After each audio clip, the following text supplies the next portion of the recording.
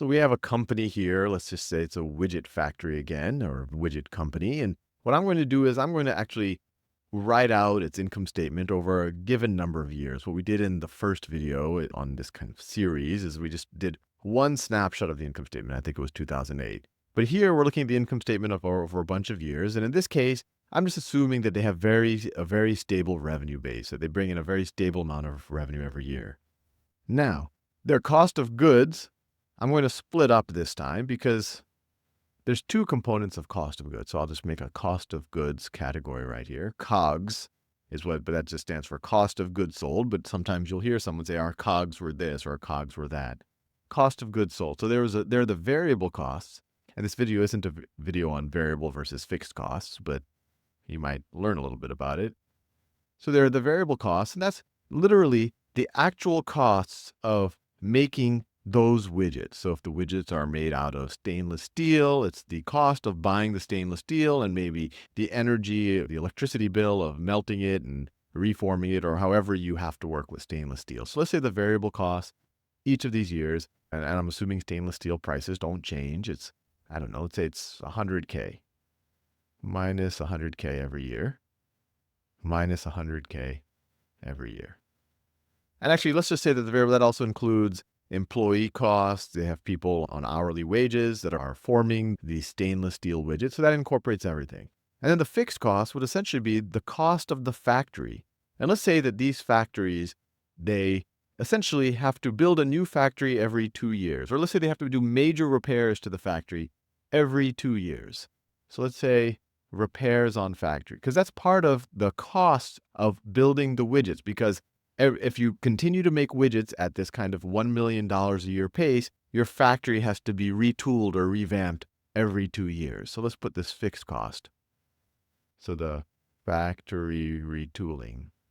And most times, and we'll see this, when you look at a actual company's income statement, they're not going to break up the variable and fixed cost within their cost of goods sold like this, because really they actually want to hide it from a lot of their competitors. They don't want their competitors to have too much intelligence on what their cost structure is. It could be used against them potentially, or they maybe don't want their customers to know. But anyway, factory retooling. So the way I just described it, one way to account for it is when you do the factory retooling, you essentially just mark it as an expense. So let's say a factory retooling costs $500,000.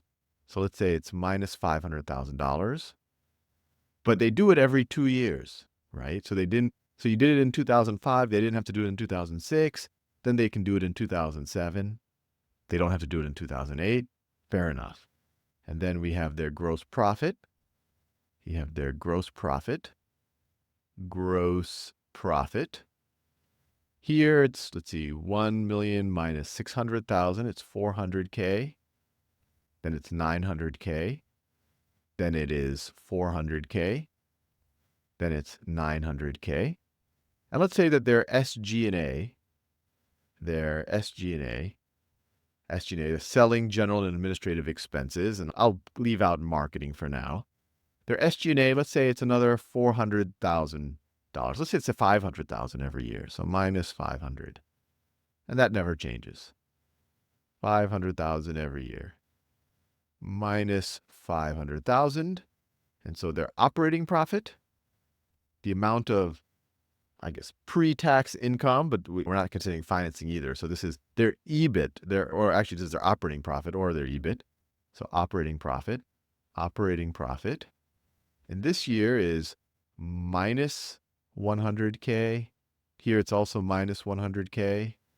But then in these years, they make money. It's 400K and 400K. And then we could take this down. Let's say they have no interest expense. So interest, they have no interest expense because that's not the point of this video. And then their pre-tax expense, or pre-tax profit, is going to be the same thing as the operating profit. So minus 100K, 400K. I'll make the good years in green, 400K. And then let's just say they're in, I don't know, they're in the Caribbean and they don't have to pay taxes, because that's not the point of this. But you could apply some tax rate to this and figure out what their net income is. But the point of this is, even though their business is ultra stable, they do the exact same thing every year. when we look at the pre-tax or the operating income, or if we tax it or even at the net income, we see a super lumpy business because in 1 year they lost $100,000. If you're looking at the business here, you're like, oh, what a horrible business. But then the next year they make $400,000 and then they lose $100,000. You're like, gee, how is that possible that you have such a sleepy, stable business that's just making COGS year in, year out? They have the exact same amount of revenue.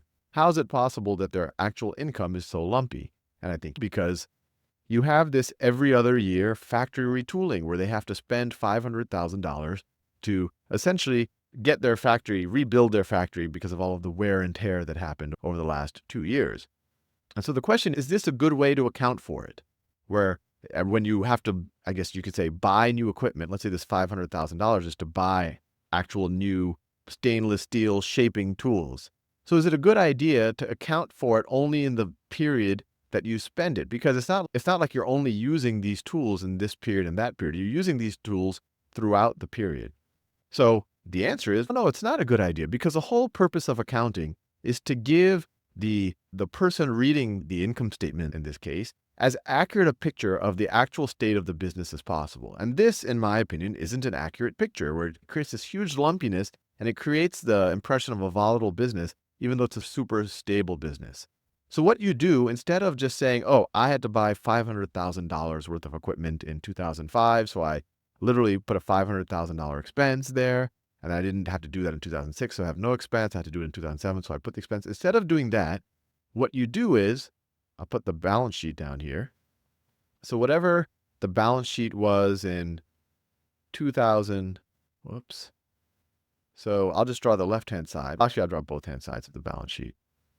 So the assets, so in 2000, and I want to make that a thicker line. So in 2000, and this is the asset side of the balance sheet. And I'll just so you don't get confused, there's always a liability side of the balance sheet as well. So in 2007, maybe before I spent the $500,000, when I do it, I probably had $500,000 of cash sitting here. Let me write that down. So I have cash, I'll just put a C there, cash 500K. And instead of just using this as an expense, and we'll go in the future on how you account for things, a little bit more detail on how you actually do the debits and credits. But a simple way to think about it, instead of using this $500,000 as an expense, we just transferred this $500,000 to buy an asset. So when you use cash to buy an asset, and that asset has a useful life that's more than just that period, you're essentially capitalizing the expense, or you're essentially creating that asset on the balance sheet. So instead of this $500,000 just disappearing expense, you say, no, now I have, let's call it F for factory tools. I have factory tools worth $500,000, and then that cash will go away. So your assets will not have really changed, the absolute value of the assets. You will have just had $500,000 going from cash to new factory tools. And so this might be at the beginning of, when you do it, let's say this is 1/1/2007. And what you say is, I'm going to use these factory tools. They're usable over 2 years. So what you do is you depreciate the tools. So the way you think about this is, instead of having factory retooling, what you do is you could say factory tool. Instead of retooling, I'll call that depreciation. Depreciation.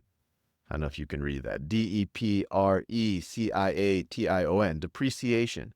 So it essentially spreads out the cost of that $500,000 a year. So you say, I had a $500,000 piece of capital equipment, and half of it, its useful life is 2 years, so I used half of it in year 1. So instead of putting $500,000 there, the depreciation is minus $250,000. Likewise, in this year, no cash went out the door, but my equipment got a little bit older, so I used half more of it, so it's $250,000. And then my equipment is worthless. So this is in 1/1/2007. I have this tool that's worth $500,000. Then on 1/1/2000, actually, where did I start? This was 2005. So this is 1/1/2005. Then on 1/1/2006, I will have used half of the tool. So now this balance sheet, I copied the numbers too, but that's 2006. I'm going from 2005 to 2006. So now I will have used up half of it. So I now have this, if I according to the accounting, this equipment is no longer worth $500,000. It's now worth $250,000. Hey, that actually might make sense. Maybe if I were to sell into the open market, someone might say, you know what, I'm only willing to pay $250,000 because you've already used it for a year and only has 1 year of useful life left. So it's of $250,000 of value to me. And then the other $250,000 essentially went to an expense called depreciation, which was right there. So every year, you're going to have this asset go down on the balance sheets by $250,000. And then, so here you would go, the asset would be worth, at the beginning of this year, the asset's worth $500,000. So I'll write that up here. So this is what the asset's value. I'll do it in this orange color. So over here, right, let's say you did it right at the beginning of the year, the asset's worth $500,000. Now it's worth $250,000. Now the asset's worth 0, but at the beginning of this year, you buy a new asset worth $500,000. Then it's worth $250,000 again. And the way, this is just I guess an arguably long-winded way of saying that the way you account for this is you spread out the cost over time, over its useful life. And this spreading out is called the depreciation of an asset. And I'm running out of time in this video, and I'll cover it in the next. But you might have also heard of the word of amortization. Amortization is to spread out a non-tangible cost over a period of time. So, for example, depreciation, this was factory equipment, and it gets old as I use it, so I spread out its cost. That's what depreciation does. And it accurately reflects what's actually happening in the business.